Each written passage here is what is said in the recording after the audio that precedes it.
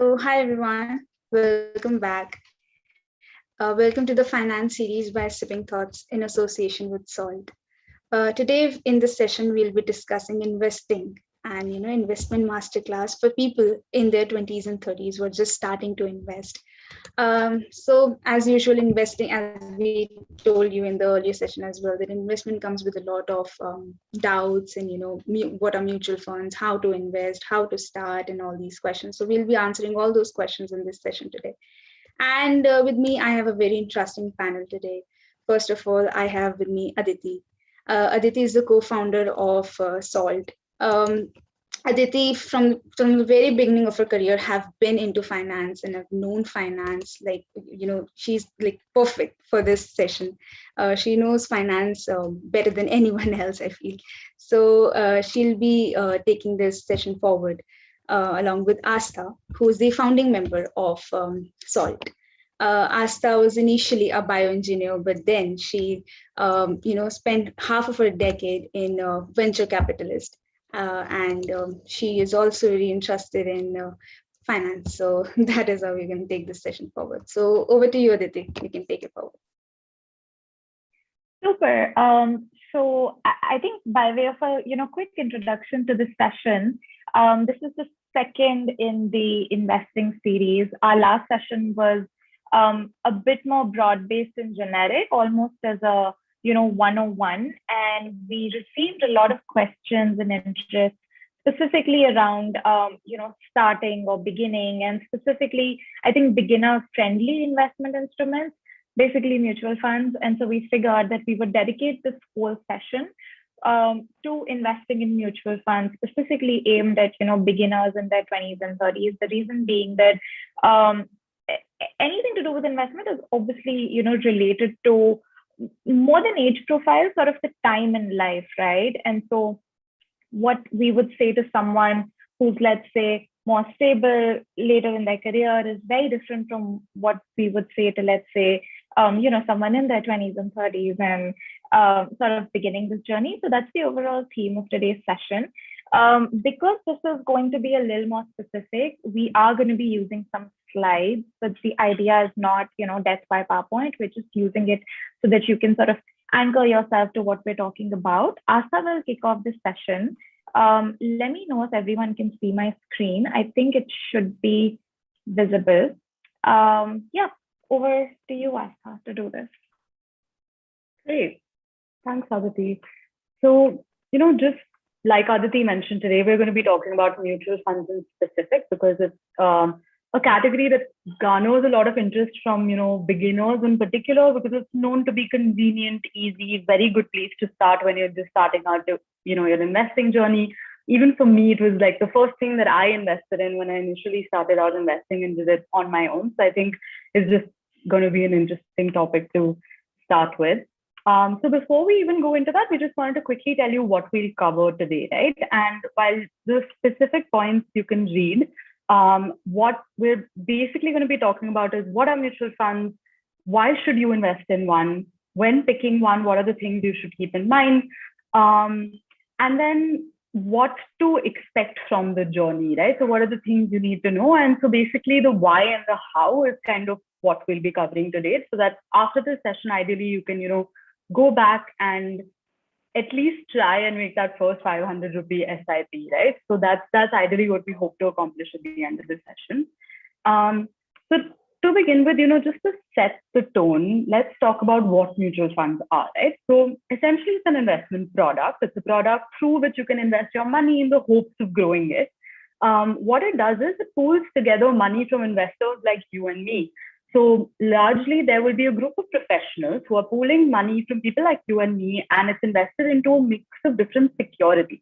Now, security sounds like jargon, but it's really simple, right? Securities can be stocks or gold or real estate, any type of investment option, essentially. Your money is going into some mix of those investment options. How, when, and where your money is invested is often a question that's very tough for us as beginners to answer, right? So the idea is that job is outsourced to professionals. So there will usually be a company that's managing this for you and a specific fund manager who's taking care of the mutual fund that you choose to invest in. So that's why, it's just a great place to start.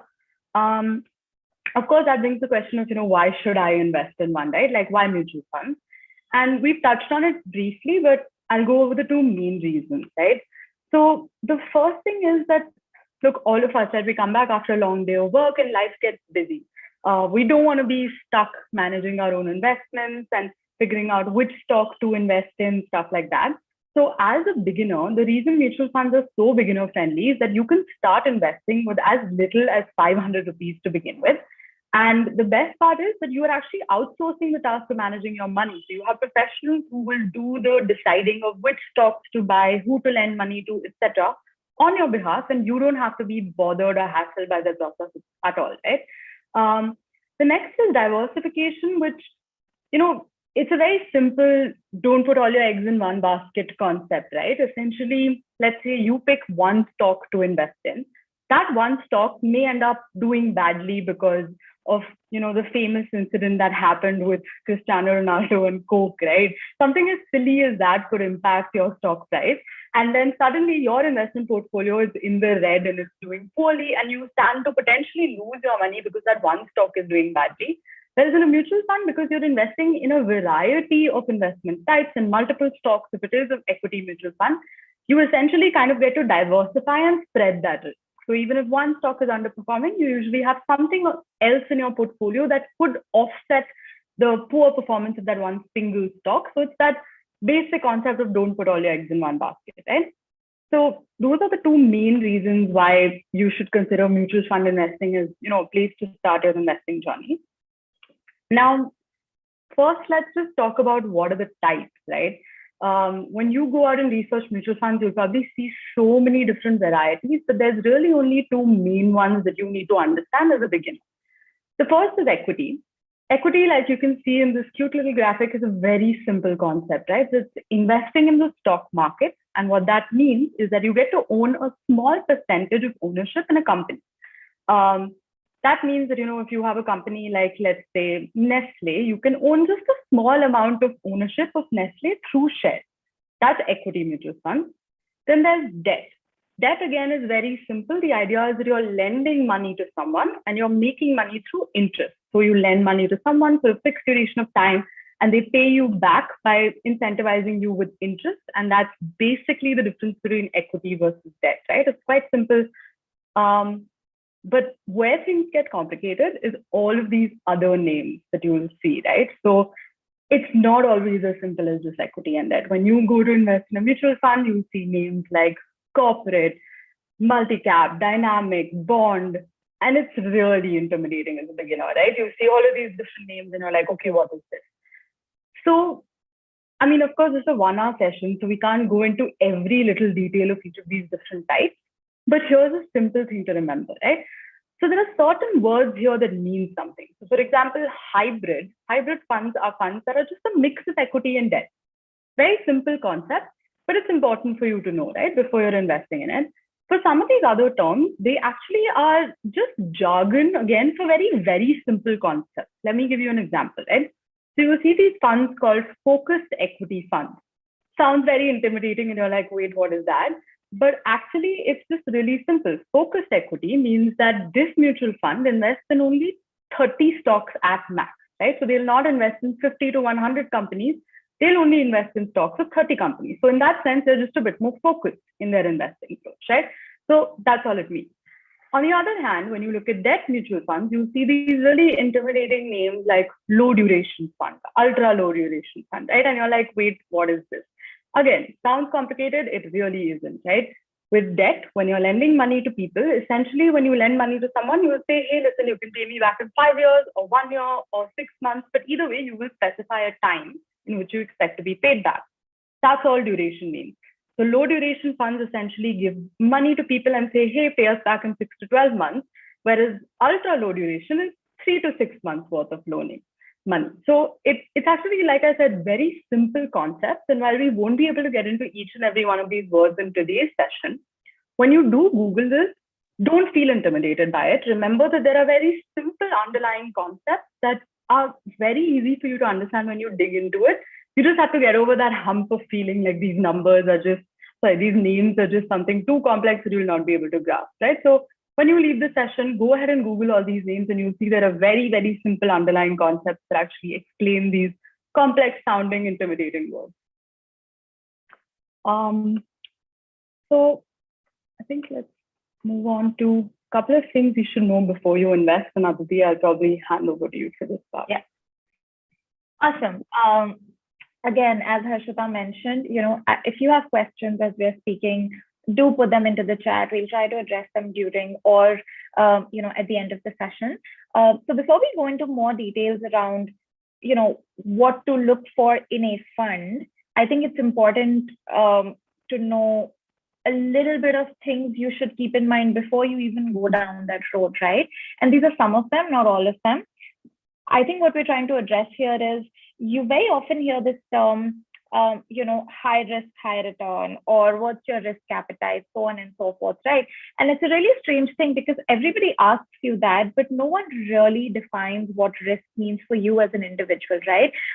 In the financial world, different securities, as Astha said, right? Stocks, bonds, so on and so forth, have different sorts of risk classifications. And, we can do a whole 3-hour session just on that. But I think to us as individuals, risk can mean very different and very personal things, to be honest, right? Some ways that, we like to think about it.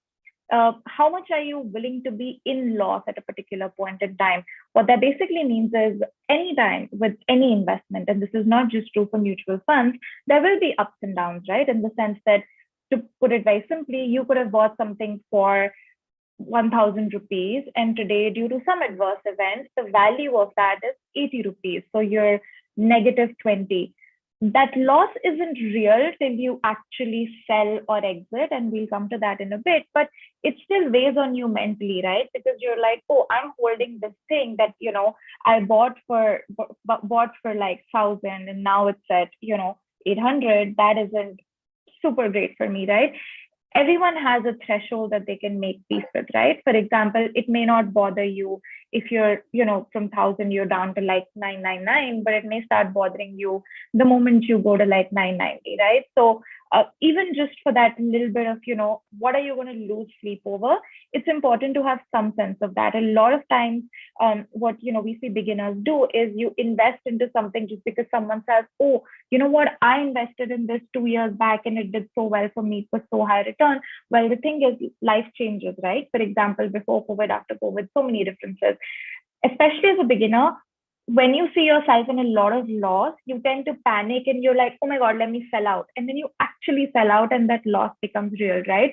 And maybe a year later, for all you know, you may have recovered the money. And we'll actually show you examples of that. But the point is, you panicked and you sold your investments or you exited your investments. So you actually realized your loss, so to speak, right? So that's an important thing to know. And that brings me to the second thing. How much are you willing to actually lose? Let's say for some reason, other than panicking, you had to exit your investments, right? You had to sell out of your investments. It could be a life obligation. It could be any sort of adverse event that happened in your life and you suddenly needed money. What would you be willing to lose? Sometimes it's, in fact, the silliest things. For example, I remember I bought SpiceJet at a certain price. It wasn't doing super well. And I started my job at Goldman Sachs. And because I was in a trading function, I was required to not have, any equity investment. So literally, so that I could be compliant to my job, I had to exit all my investments. And I ended up exiting SpiceJet as an investment at a fair bit of loss, right? So it wasn't even a bad event. It was just something I had to do. But that's an important thing for you to know, which brings me to the next point, important life events. A lot of times you see language like, what time horizon do you have? What that very simply means is any investment, right, needs a certain period of time before you start seeing some returns. And with debt, it's a little more straightforward. So debt mutual funds, you'll often see words like, this is for people who want to invest for a period of 1 to 3 years or 3 to 5 years. With equity, it's actually not that straightforward, right? For example, think of someone who invested at the beginning of 2020. They would have had no idea that COVID was coming. They would have had no idea that they would expect, see such a steep loss in such a short amount of time. Of course, they wouldn't even know that, the loss will be recovered before the year is over. But the point is, these things are unpredictable, right? So if you're likely to need that money in 3 months, 6 months, that's an important thing to know, because again, let's say you were that person that needed that money within 6 months, and your 6 months happened to be at the peak of COVID when you were still in loss. That isn't a great thing. So having some sense of life events that are coming up, like do you see yourself wanting to buy a house soon? Is there a kid on the way? Very simple things, like last session, I think Astha mentioned she wanted to buy a car, right? And that was an important life priority for her. That's important. And lastly, how patient are you? Believe it or not, a lot of this sometimes just comes down to impatience and boredom. People invest in something thinking, okay, magic will happen. Again, it's a very common pitfall that people make when they start, right? You heard from some cousin or some friend that they made, X percentage, and that's usually a crazy number that you hear, that, oh, I made 50% gains in X amount of time. And so without really thinking of what you're investing in, or even how right now is different from 1 year back, you have these sort of unrealistic expectations. And obviously when they aren't met, you're like, okay, you know what, I'm just going to take my money out, right? A very classic example, people invest in tax saving mutual funds. Tax saving mutual funds are built a certain way. Their primary purpose is tax saving. They're not going to give you as high returns as certain other types of funds. But I've seen people so often say, oh, you know what, I only made like 5% or 10%. I'm just bored. I'm leaving, right? So that isn't really a great thing to do. And so patience is a really important thing. It's okay to say, I'm not as patient. I'm not going to wait 10 years to see a return, but then you should invest accordingly. I'm just seeing some questions and I'll try to answer them. So there's a question that says, how can I keep track of my returns without spending all my time on it? And what are the best strategies to diversify without being a financial planner? By the way, there's a great lesson in the first question. I think keeping track of your returns it's a slippery slope, in the sense that if it's something that you're doing every day or even every week, that's not great, because like I said, there will be ups and downs, right? It's something you need to be aware of over a large period of time. So there are people who are very active traders or very active investors, right? Most of us are not like that. Most of the people attending this session are beginners. And what you want is that over a large period of time, you should get good returns. The definition of good returns is also different for everyone. So honestly, you don't actually need to track your return on a day by day or even a week by week basis, right? Most apps through which you invest do actually have a very straightforward, hey, this is your return in this period. So let me just give you a brief ballpark, right? A typical FD in today's market would give you around anywhere between like 5.5 to 7.5% returns, right? For a period of 1 year. That's the ballpark. So and an FD, one could argue, is super secure and super safe, right? Like you practically know that you are going to get your money back with the interest. So the idea is, if you're investing in anything that's riskier, which would be pretty much all mutual funds, right? So equity mutual funds would be quite a bit riskier than FDs. Debt mutual funds would also be a little bit riskier. The idea is you should make more than that in a year, right? So a helpful ballpark that I like to use is, if an FD in, let's say, 2020 would have given me 6.5% interest, and my debt mutual fund is giving me 6 to 7, then it's not really worth it, even for the tiny amount of risk it carries, right?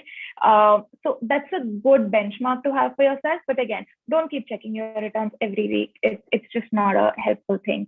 Also, in terms of strategies of diversification, so look, to each person, it means a different thing, right? Someone might go to sleep very peacefully at night, having half their money in equities.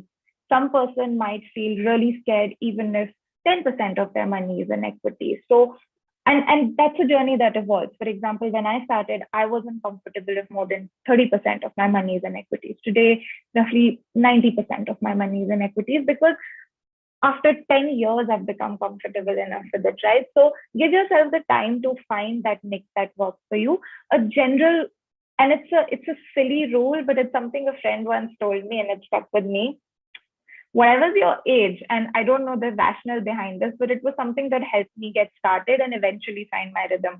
Whatever your age, that's the percentage of your money that you should have in debt. So like if you're 25, put 25% of your money in debt. Again, I repeat, this is not scientific at all. In fact, when I heard it, I thought it was silly, but it helped me get started. I then didn't spend hours answering the question, oh, should I be like 50-50, 40-60? And as I got more comfortable, I just increased the percentage of equity, right? There's a question that says, how do you know which mutual fund is right for us as a starter? Purvi, I'm going to cover that just a little bit later. So, sit tight. I've touched upon this, but I just also thought I could give you some numerical examples, right? No matter what you invest in, it'll not be a let's get rich quick type of a situation, right? And there's so many examples of people on social media or whatever telling you about these like amazing one-off things that happened, like, oh, I invested in Bitcoin and I'm a millionaire today. Just I'm yet to meet a person in real life who said the same thing. So honestly, time is a very important thing. And it might sound basic, but the amount you invest is also an important thing, right? In the sense that if you've invested a really, really, really small percentage of your savings in, let's say, an equity mutual fund, and a bulk of it is in FDs or, instruments that don't give as much return, in percentage terms, your equity mutual fund might give you amazing returns, right? But as a value, it's not going to be that high because most of your money is not in that.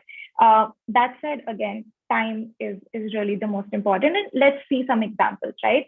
The reason you hear this so often, and I'm sure you've heard it in different ways, that over a long period of time, equities outperform most other types of investments.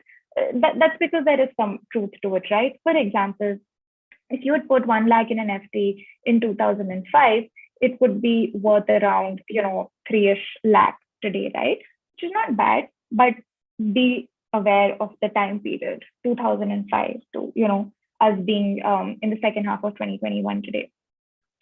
Exact same thing if you'd invested in gold, right? And when I say gold, I use the term loosely, gold fund, digital gold, so on and so forth, just gold as a type of asset. That 1 lakh would be worth around 7 lakhs today, which, honestly, not bad. One difference that I want to point out, this FD line is completely smooth. Can you see there are literally no bumps in the road, which is why people say it's safe and predictable. There's literally like a percentage multiplication that you can apply to your money and your money will grow like that. Even with gold, which is considered a more safe asset class, look at the number of ups and downs there were, right? If my cursor is visible, imagine someone who invested in gold at this point, 2 years later, they would actually be losing money and they might be thinking, oh my God, I thought gold was supposed to be safe and I thought the value of gold could only go up. As you can see, that's not true. Over a long period of time, it goes up, but in the short term, there are going to be ups and downs. Finally, coming to equities. So again, if you had invested the same money in an equity mutual fund, and here we've taken the example of a Nifty 50 equity mutual fund, and we'll talk about types of funds more in detail. But basically, this is a mutual fund that literally says, okay, there is an index called Nifty 50. I'm going to exactly mirror that. Whatever is the composition of Nifty 50, whatever stocks and whatever ratio, I'm going to literally replicate that. I'm not going to put any extra brains and think, how do I outperform the market and so on and so forth. I'm just going to try and replicate the market gains. And when you say market gains, you can think of it as a very rough estimate of, like overall how the market's did, right? So if you had invested, let's say, this much at the beginning of in 2005, today it would be worth almost 10 lakhs. And as you can see by comparison, it's higher than all the asset classes that we compared so far, right? Which is why you keep hearing this term that over a long period of time, equities will outperform. Again, notice how many ups and downs were there here. Arguably, even more than that there were in gold, right? So there's a question that says, how do I start? give us about, we're actually going to get right into that right after this, Vishali. So, just maybe 5 minutes down the line. Like a lot of you have questions and, how do I start? Where do I find? Which fund do I buy? Before we get into which fund should you buy or even which type of fund should you buy, there are a few things, and apologies, this is going to get slightly technical, but these are important for you to know as investors. And more importantly, it will help you understand what you're getting into when you're looking at a fund, right? The first one is the assets under management. So as Astha explained, a mutual fund is basically when a lot of individual investors' money is pooled together and invested into either a bunch of stocks or bonds or so on and so forth, right? The assets under management, very simply, is the total amount of money that's being managed as part of that fund, right? So an asset manager or an asset management company, you'll hear that word very often. Those are essentially the people that made that fund. And the fund manager is typically a person assigned to manage that specific fund, right? So what this typically means is that, let's say, if I start a fund, let's say today, and over the next 1 year, you all invest in it, and the total money that that fund is then managing is, let's say, 1 crore. 1 crore becomes the assets under management of that fund. It's that simple. The reason this is important is because a lot of times, and we'll see some examples, people use this without using it correctly. For example, people often compare two funds and say, oh, this one has a higher AUM. This fund has more assets under management, so it must be better than this other fund, which has less assets under management. That's not true, right? It's a bunch of things. That other fund might have just been started a lot later. So let's say if a fund has 700 crores as asset under management and another fund has 500 crore, it doesn't necessarily mean that the 700 crore AUM fund is better.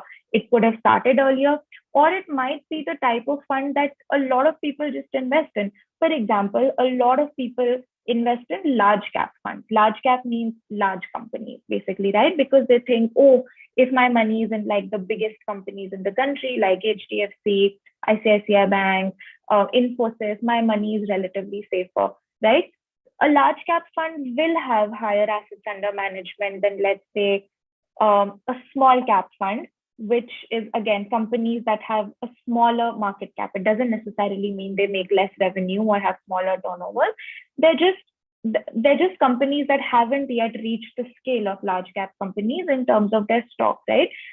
They're often considered riskier investments. And so as many people just won't invest in that. That doesn't necessarily mean one is better than the other. In fact, you can't really compare two funds which are as different as these two. And we'll see some examples. The next thing is the net asset value. Again, this is something that very often causes a lot of confusion. Net asset value is very simply the price of one unit of that fund, right?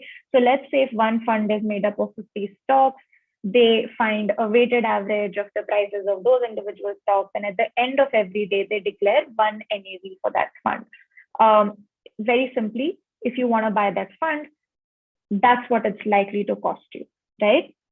Again, comparing NAVs of two different funds means nothing. A fund could have an NAV of 200, another fund could have an NAV of 77. It's like apples and oranges. You can't compare that, right? Because that fund may just have a different composition. This fund may have a completely different composition. So between two funds, comparing NAVs is like comparing the price of a ketchup bottle to the price of hand sanitizer.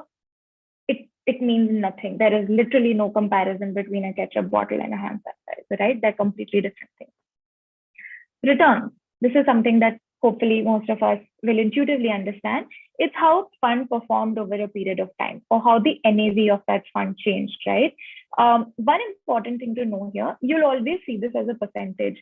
And sometimes you'll see words like overall return, annualized return. These are both important and they mean different things. Overall return is over, let's say, a long period of time, what was the total return of that fund, right? So if I invested 100 rupees in it today, and after 10 years, it became 200 rupees, I had a 100% return over a period of that 10 years. So it's my overall return. But there's another metric which is called an annualized return. What that means is that, sure, let's say I told you that I made 100% return on my fund. You might be really impressed. But then if I tell you that I made that 100% over a period of 10 years, you might be slightly less impressed, right? Because you're like, okay, sure, you doubled your money, but like in 10 years, is that so great? Again, I'm not saying that that's not impressive, but I'm saying time period matters, which is when annualized return becomes an important thing, because it means over a period of that 10 years, every year, what was your return, right? And that's a useful number because it helps you compare. Earlier, I gave an example of an FD, right? If an FD gives me, let's say, 6%, and a fund is giving me an annualized return of 6 or 6.5%, then really is it worth taking that extra risk? So it's important to understand that overall return versus an annualized return, simply because most things in your life you'll understand in terms of annualized values, right? When people say, oh my God, inflation was 6% this year, technically grew 6% this year, technically that's an annualized value. So it's important to see things in the time period of a year as opposed to a variable duration of time. TER, or total expense ratio, and exit load. So as I said, right, an asset management company or a fund manager, they take a lot of trouble to manage a fund, right? There's administrative stuff like actually creating the units of the fund, selling it to people like us. There's a lot of research that goes into it. They monitor these funds, monthly, quarterly, weekly. In certain types of funds, they may actually switch out components. They might say, oh, company A doesn't seem to have great prospects. Let me, remove all the units of company A from my fund and add, say, company B, right? So all of that takes work. And an expense ratio is basically the fee that they charge you for doing that work, right? Now, the expense ratio is typically, you're always paid as a percentage. So let's say you might say, and it's often referred to as PER or ER, it's the same thing. You might say that, oh, this fund has an expense ratio of 2%. What that basically means is that, let's say if in a year, the return or the profit that that fund made was 15%, the returns that you as an investor will get are actually 13%, because that expense ratio will almost be taken away from, the returns that that fund made. And you could think of it as, look, overall 15% is the return that this fund made, and I'm giving 2% of it to the fund managers or the fund management company for doing all of this hard work, right? Same thing, exit load. Exit load is also a type of fee charged by the AMC to the investor. However, it's a slightly different type of fee. When you invest in a mutual fund, right, different mutual funds have different, what they consider lock-in periods, which means a period before which it is, sorry, someone said they can't see my screen. Is that the case? I can see it, I think. Okay. Yeah. Okay. Bhavna, if you're on a phone, you might just have to swipe right. That happens sometimes. If it's laptop, I have no idea. Apologies that you can't see it. Okay. So yeah, I was talking about lock-in periods. So a lock-in period is a period before which it is generally discouraged that you remove your money.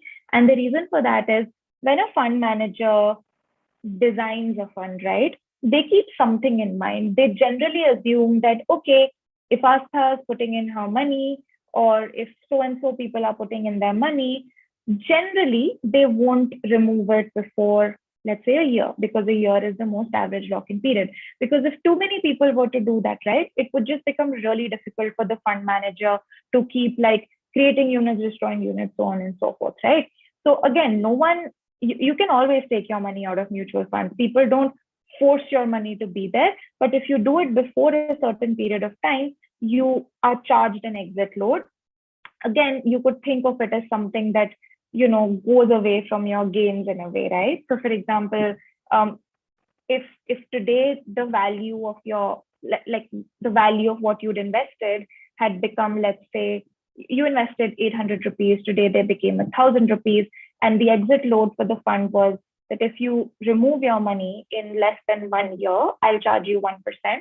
1% of 1,000 would be charged to you because you're removing money before that 1 year period has changed. Now, again, that period is very different for different types of funds, and we'll see some examples now. It could be as low as 7 days to as high as 2 years.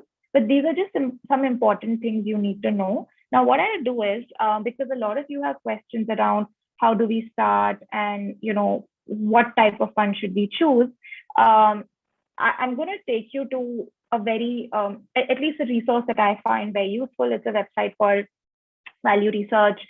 Just putting it out there, Salt is in no way affiliated to Value Research. It's just something that I've always used. It's a resource I trust. It's publicly available. I and Astha will always be there with you. So we wanted to sort of show you a publicly available resource that you can look at anytime you want to do this. So I will be sharing a different screen now. I suppose my screen is visible. Yeah, super. So I'm just going to take examples of certain funds, and through that, I'm going to show you what are different types of funds, right? So because I've already explained this, I'm taking this example. So this is Motilal Oswal Nifty 50 Index Fund Direct Plan. As Astha said, there are a lot of words. Some words mean something. Some words are just words. Okay. In any mutual fund's name, the initial few words are the name of the asset management company or the company that made that fund. So in this case, Motilal Oswal is the asset management company, very well-known asset management company. Again, the funds are chosen, and it's not to say that these are the best funds. Yes, these are really great funds. I've just chosen these sort of randomly. Plus, again, these are some funds that I would have invested in. There are a lot of other Nifty 50 index funds, and I'll teach you towards the end how to look for others, right? But let's stick to this fund for now. Nifty 50 index fund kind of describes what the fund does. So as I explained, some people might just decide that, okay, there's an index that already exists, right? In this case, it's the Nifty 50. It's an index technically of the 50 largest companies by market cap. I don't want to get into the details of what market cap means, but it's basically like saying if the value of all the stock that exists in the public market of that company, that's the market capitalization of a company, right? So the 50 largest companies form the Nifty 50 index. And what this mutual fund does is that it almost blindly follows that, right? So they don't sit and try to think, how do I outperform the Nifty? They just say, you know what, I'm just going to follow it. If the Nifty does well, our fund will do well. If the Nifty doesn't do well, our fund won't do well. And again, because historically over a long period of time, Nifty has only gone up, it feels like a sound investment strategy, right? By the way, this is also what is called passive investing or passive management, because as I said, the person is not trying to actively outperform the market, right? Now this word, direct plan. Direct very simply means that you're directly investing with the AMC. And it's become very common now, right? But a few years back, it was actually very difficult to get access to direct funds. People would invest through different types of distributors or even their banks. And an additional 1% would essentially be taken away from their returns, right? It gets added to the expense ratio, which means that it's going away from your return. So in my example, where 2% was the expense ratio, if the mutual fund, let's say, had been bought through a distributor, 3% would have become the expense ratio because 1% was going to the distributor. But these days, direct plans are really common. Your bank, in fact, a lot of banks also offer direct plans to their customers. A lot of different apps offer direct plans. I would say there's almost no reason to not go for a direct plan. The alternative is called a regular plan. I know the language is confusing, but a regular plan is when 1% of your returns are, going away to a distributor. So yeah, just in case you hear that terminology, that's what that means. Okay, so yeah, we're back to our mutual fund with our direct plan. Now let's see some of the things that I mentioned about this mutual fund. So if you see this point 0.71% minus 0.71%. It just means that today's NAV is 0.71% lower than yesterday's. A lot of people think it doesn't matter. Most of the times it doesn't. But let's say in times of extreme stress or volatility, right? Like COVID was a really good example. This would be like minus 4%, right? So it does act as a useful indicator sometimes. Minimum investment amount, that's 500. Nowadays, most funds don't have a high minimum investment amount because they want to encourage people to start investing. So literally, if you have 500 rupees, you can start investing in this fund, right? As I said, this fund almost blindly follows the Nifty 50 index, right? And again, there are a lot of values here. I'm not going through all of them because, like I said, this is for beginners, don't want to overwhelm you guys, but I am going through everything that's important. So assets, right? 84 crores. That's basically the assets under management. 84 crores of money is managed as part of this fund. The expense ratio is 0.1%. Do note that that's on the lower side. In fact, it's probably one of the lowest expense ratios there is. Again, that's because this fund is passively managed, right? No one is sitting and breaking their heads about how do I beat the Nifty. So a lot of people argue that, oh, like a computer can do this. Why do you even need a human being to do it? You don't need a human being for something. But yeah, that's why the expense ratio is really, really low.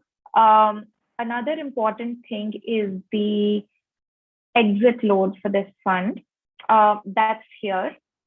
It's 1% for redemption within 15 days. So here, the so-called, and again, I'm sorry, a lot of these things are confusing, but unfortunately, that's the nature of it.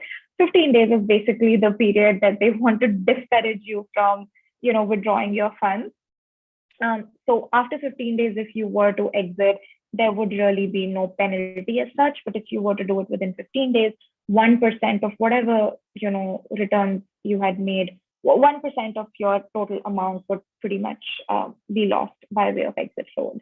And Aditi, just a quick clarification, because actually Bhavna asked this question and I answered it in chat, but I'll just state it for the benefit of everyone else, is that your exit load is over and above your expense ratio, right? So it's not that if you exit after 15 days, you won't have to pay expense ratio. Expense ratio is always applicable to your return. Exit load is applicable for a specific period of time, which in this case is 15 days, sometimes it can be 1 year. That changes based on the fund, but it's over and above expense ratio. It's not either or. Got it. Super. I actually can't see the chat, so Astha, keep interrupting me whenever there's an important question on chat. But yeah, that's a really important clarification. Okay, so the next important thing, again, I mean, it's something that helps, demystify. What does this fund actually have? Now, like I said, this fund is the 50 largest companies on the index, right? That's why the large cap. And if you look at it, if you look at the portfolio section, it pretty much shows you. So it has Reliance, HDFC, Infosys, ICICI Bank, Tata Consultancy. It shows you a lot of these numbers. And again, I think to begin with, I'll not go into these because the details will just be overwhelming. But this last column, which is percentage of assets, that's kind of useful. It tells you that 9.51% of the money is in Reliance, 9% is in HDFC Bank, 8.63% is in Infosys, so on and so forth, right? A lot of times when people are scared of mutual funds, it's because they're like, I don't really get what's inside it. Well, this is what is inside it. So yeah, this is one example of a mutual fund. Now, if you were to just see its returns, right? And as I mentioned, returns for this, like you should never, for example, compare the returns of an equity fund with the debt fund. But let's say if you were to just look at, this fund's returns, right? Over a period of, let's say, I'm just switching time periods so you can see the ups and downs that tend to happen in equities, right? Over the last 1 month, this is how it's done. Over the last 3 months, this is how it's done. Over the last 1 year, this is how it's done, right?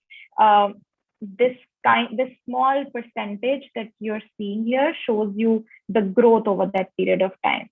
So what you're seeing on screen right now, that small 46.32% is how this fund performed, is the returns that this fund made in the last 1 year. So 46.32%. is what someone would have typically made if they invested in this fund. The other smaller number is just they're comparing how a typical benchmark did. So they're comparing it to a BSE index. You can see they're broadly the same. That's because this is an index fund. It just blindly copies an index. I'm going to show you another type of fund because, as I said, right, this was a large cap fund. It invests in what are just really large companies. But you also have something called small cap and mid cap companies, as I said, right? Those are companies that have smaller market capitalization. It doesn't necessarily mean they have a smaller turnover or they do less revenue. Again, unfortunately, these are a little bit apples and oranges. Market capitalization is just literally how much stock is out there in the market and what's its price, right? As you get more and more comfortable, these things will become easier, I promise. But like you might see this term very often, right? Multi-cap. Multi-cap just means mix of large cap, small cap, mid cap. And I'm sure you can see another word here, flexi cap. Again, the financial services industry loves to complicate things, but flexi cap is a very minor distinction. What it basically means is that, okay, most of the times, right, when AMCs create mutual funds, they have this, they create this thing called a scheme document, which broadly tells you this is how the fund is going to invest. And only if they change the scheme document can they change their investment strategy. So let's say if the scheme says this fund is only going to invest in large cap companies, they can't just one fine day wake up and say, oh, you know what, I'm going to add a few small cap companies to the mix. They can't do that. There's a whole process they have to go through with it. A flexi cap is a cute construct which says that if your fund is registered as a flexi cap fund, you actually have a lot more freedom, right? You don't have to stick so strictly to the rules of I have to have 80% large cap, 5% small cap. You can really be flexible in terms of your fund composition. And so that's all that term means, by the way, right? So if you were to look at, let's say, again, here Principal is the name of these asset management companies. The word focus, I don't really know if it means anything here. It just means that, they picked companies that they thought were going to do really, really well. Again, let's see some of the same numbers for this scheme. So this scheme has an exit load of 0.25% if you were to redeem within 7 days. So again, it's not a very punishing exit load. 7 days is not that long a period of time. The expense ratio for this one is pretty high. If you remember the expense ratio for our previous scheme, the index fund was 0.1%. This is 1.54%. It's amongst the highest expense ratios you'll see. And by the way, this is the case for most of these flexi cap type of funds, because here the fund manager and their team is very actively analyzing these companies, following them, thinking, what can we change? What can we do better? How do we, sort of outperform the rest of the market? So this is what is called a very actively managed fund, right? And that's why the expense ratio or their management fee is a lot higher.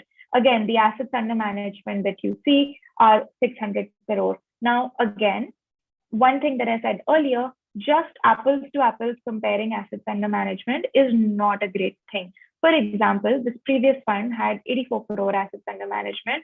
It was launched in December 2019. This fund has 616 crore, but look at it. It was launched way earlier, right? So a lot of times blindly seeing assets under management is just one of the earliest wrong things I was taught was to look at the AUM and pick whichever fund has the highest AUM. I very quickly figured out that's not right at all. Again, if you want to, sorry, Aditi, just a quick question there then, that because the expense ratio of this fund, for example, was so much higher, right? Does this mean that we shouldn't pick it because that means so much of my money is going out versus in that fund, it's only 0.5%, right? That will be taken out. So how do we think about expense ratio comparison between funds? Okay, that's actually a brilliant question. Let's then see the returns of this fund, right? Because honestly, there usually isn't a black and white right answer for these things, right? So if you see how this fund did in 1 year, it's 55%, right? The previous fund, if you see, grew 46%.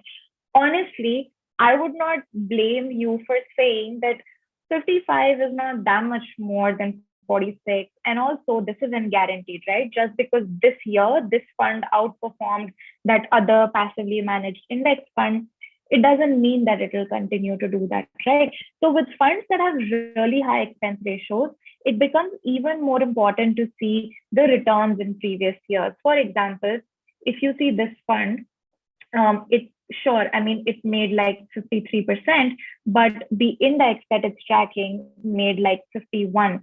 So is it really outperforming that much? Is it worth it paying that extra expense ratio, for that active management?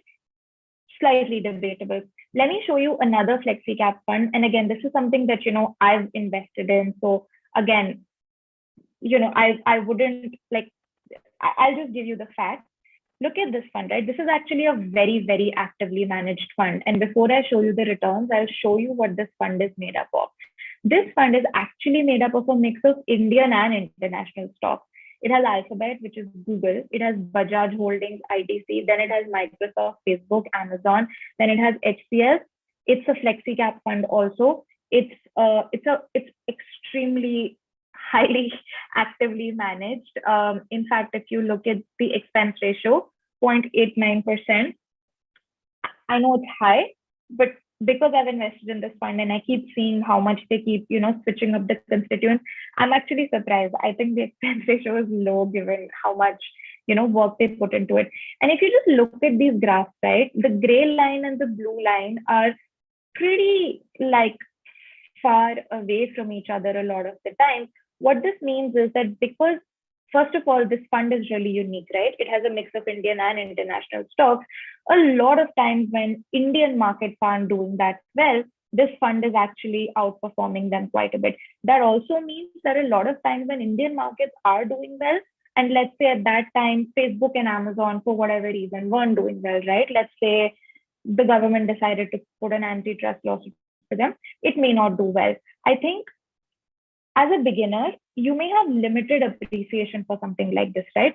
As a beginner, you might just feel, hey, you know what? I don't mind getting 46% returns. Those are amazing. I don't really care to get that 7-8% of extra return because someone is actively managing my fund. But someone else might actually feel that, right? So I think keep that in mind. Just the way comparing AUM is not a correct comparison, just comparing expense ratios is not a correct comparison.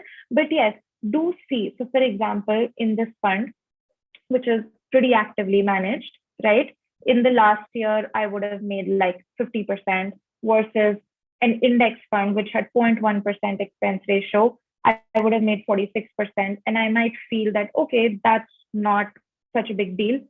But look at a longer period of time, because again, this brings us to that other point, right? Time really makes a big difference. Over the last 3 years, that difference has actually been pretty stark, right? Over the last 3 years, as you can see, the blue line and the gray line are actually pretty far away from each other, which does mean that this fund actually pretty solidly outperformed, right? So over the last 3 years, on an annual basis, this fund made roughly 23%. Here again is that concept of annual versus overall return, right? But on an annual basis, this fund made 23%. Whereas let's have a look what that index fund, that index fund doesn't have a 3-year history. That's a pain. But let's look at this multi-cap fund. Over a period of last 3 years, on an average in a year, this fund made 18%. So if I were to look at this, I would be like, well, this other fund is pretty awesome then, right? This Parag Parikh Flexi Cap Fund, because it actually did meaningfully better. So this is how you should sort of weigh expense ratio. Don't look at that without looking at return. Aditi, there's actually a couple of questions in chat now, and since we're kind of coming to around 7 p.m., I thought maybe we'll just switch gears to answering some of those. I'll give you a break and maybe start with one that I can take up, and then and then after that, I'll definitely direct a couple of them to you. So one is a question by Varsha, where she actually asked, what are the consequences if we fail to pay SIPs over consecutive time periods, right? So something that we didn't really touch upon, but I'll quickly mention, is that there are two modes in which you can invest in a mutual fund. One is an SIP, which is a regular monthly investment you can do. And the second is lump sum, which basically means at one point in time, in one shot, you invest how much ever money you'd like to invest, right? Now, with SIPs, it seems like there'll be a consequence, but it's really under your hands, right? So you can pause an SIP. I did that recently. So just last month, I paused an SIP for a couple of mutual funds because I wanted to spend my money elsewhere. And so it's completely within your hands. There is no consequence. If you forget to pause your SIP, then of course that money will be debited from your bank account, and that's just, you'll maybe be broke for a month or whatever, but there is no consequence. You can, at any given point in time, you can pause an SIP, you can delete it, you can restart an SIP when you're ready. But there is no consequence. It's all stuff that you can manage.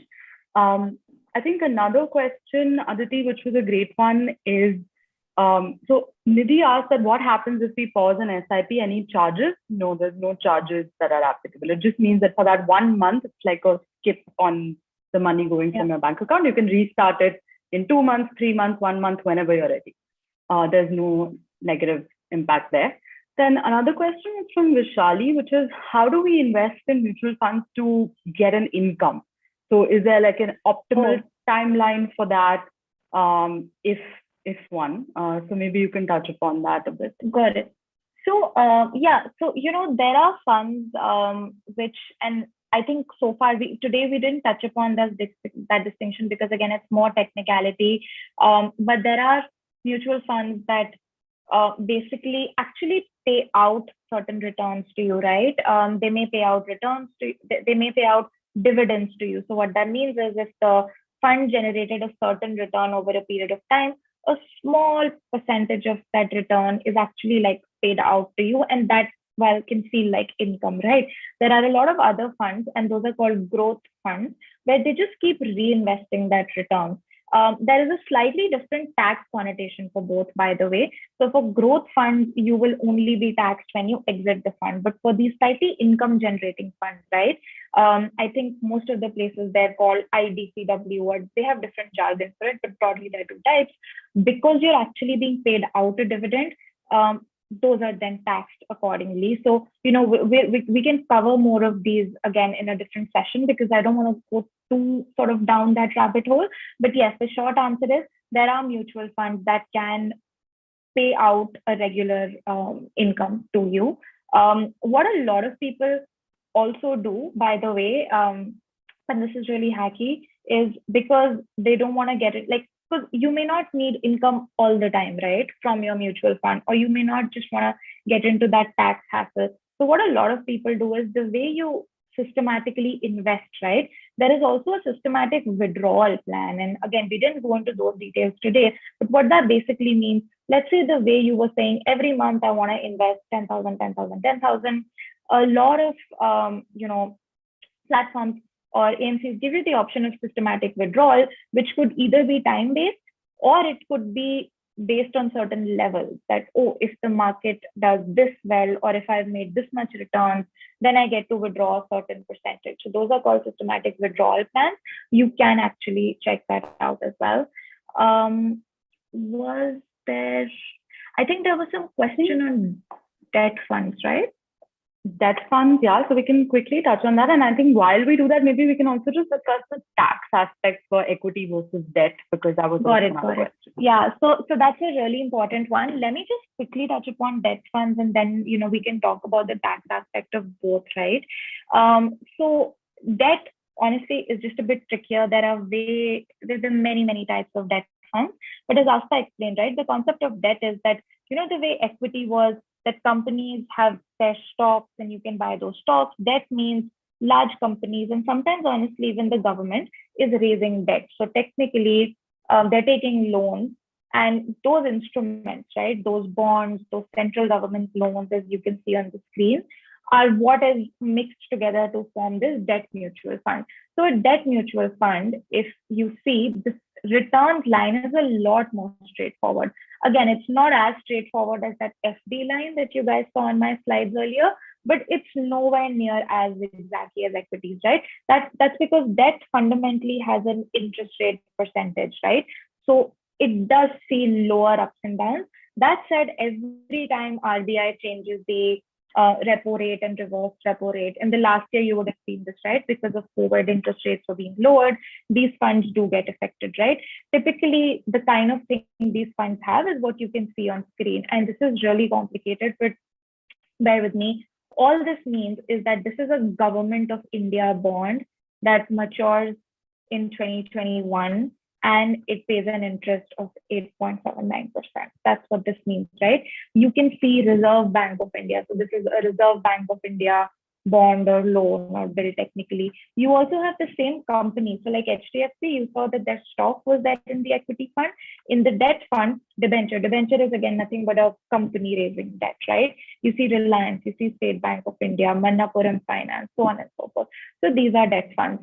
And again, don't compare their returns to equity.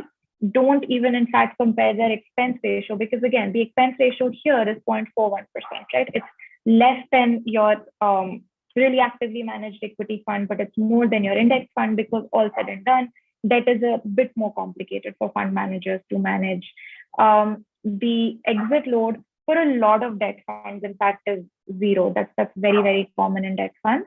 Another type of debt fund I'll quickly touch upon is very specific. So like this debt fund only invests in banking and public sector companies, right? So you may have such variations.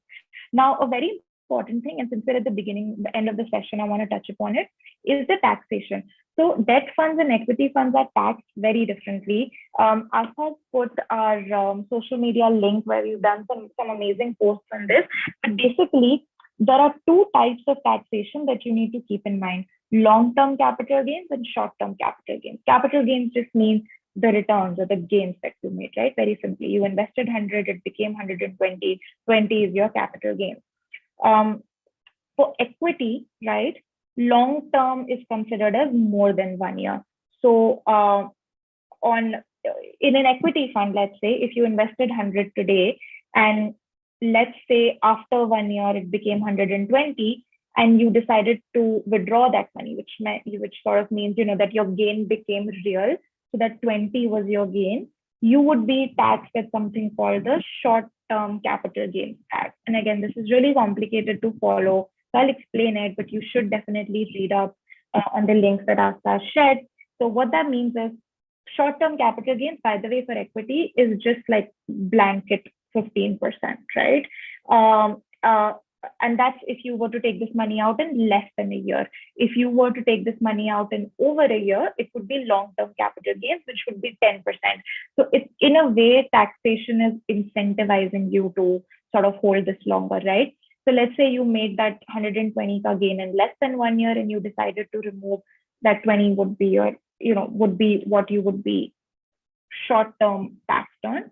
Otherwise, it would, after 1 year, you would get the 10% long-term taxation rate. For debt, 3 years is considered the duration. So anything less than 3 years is considered short-term. More than 3 years is considered long-term. In less than 3 years, interestingly, on debt, you're taxed as per whatever your income would be, right? So you know how for income tax you have slabs, right? Literally, your capital gains would be added to that, and you would be taxed as per your income tax slab. But more than 3 years, it would be a blanket 20% adjusted for inflation.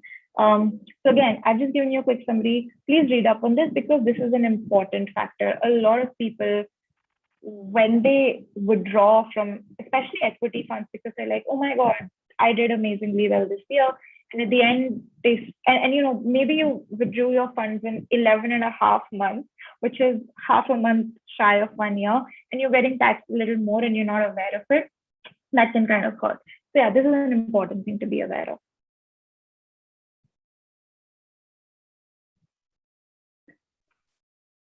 So since we're already at around 7, I'm wondering if there's any other questions that we can take before we conclude the session.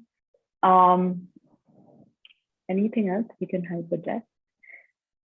I think a minor thing, Aditi, that Varsha had asked, I'll just maybe clarify, that she specifically asked that is this different for non-salaried or like students, right? The taxation that you have to pay, and maybe we can just clarify that. Got it.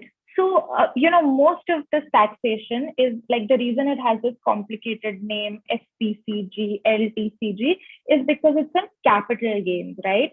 So, how income tax doesn't apply to students most of the time because they're not, they don't have a job, they don't have income. Capital gains are capital gains, right? You made a gain, you have to pay tax on it. Yes, there are times when, like in the example of the debt fund, I said, right?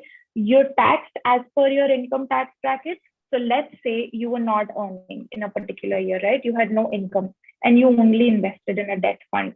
And let's say you made like whatever, 5 lakh or 2 lakh or whatever money, then that 2 lakh would be considered your income and you would be taxed as per whatever is the income tax slab.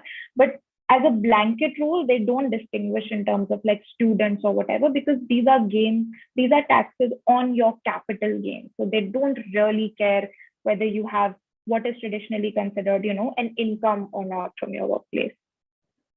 Yeah. In fact, Aditi, I have a helpful table I can just pull up. So I'm going to quickly share my screen in case anyone wants to take just, you can take a screenshot of this for the taxation aspect. And this is like a really good summary of what taxation looks like for equity and debt. Feel free to take a screenshot, and this is basically the summary you made. Yeah.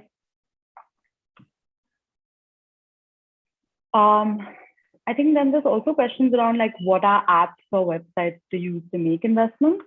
Then there was just a follow-up tax question, which is we're taxed on gains, right? Not on the principal. Yeah. No, of course, you're taxed on gains because, technically that's the income you made, so not on the principal. Sorry, the question on what to use. So again, a lot of people feel comfortable just, using their bank or their bank app because, your account is there, you probably have an RM or whatever. But there are actually a lot of fintechs. Very soon you'll be able to use the Salt app as well. But till then, you can check out Coin by Zerodha, which is a great app for mutual funds. Grow is a great app. There's just so many of them. There's Scriptbox, like you literally Google mutual fund investing, you will find an app. The website that I showed you guys is called valueresearch.com. I know it's not the most beginner friendly because there's just so much information, but once you get the hang of it, I actually find that it's a really helpful resource to just read some basic information, see what's in the fund, see those cool charts if that's something that interests you. So yeah, actually, the information's out there. Like I said, it's not beginner friendly, but hopefully the session helped you demystify some of that. And now the next time you see that information, you will not feel scared. Oh yeah, and have a great weekend. Should we call this a day here, Harshita? Okay, I think I don't think Harshita is around. I think she had internet issues, so she had to drop off. But just want to thank everyone that joined us here again today. Hopefully, this just demystified mutual funds a little bit for you. It's very tough to cover everything about it, but this is kind of like your little starter guide of it, right? And I know that people asked if we will have more sessions like this, and we do plan to have sessions on this and more topics like, insurance, credit cards, all sorts of stuff planned in the coming weeks with Sipping Thoughts. So please come back. And in the meantime, just follow us, write to us if you have questions. We love to answer them for you. And if you want any of the resources from this session, again, you can follow My Salt app on Instagram. And usually we try to put up content around this, or just email us and we'll be happy to send over, customized answers to you.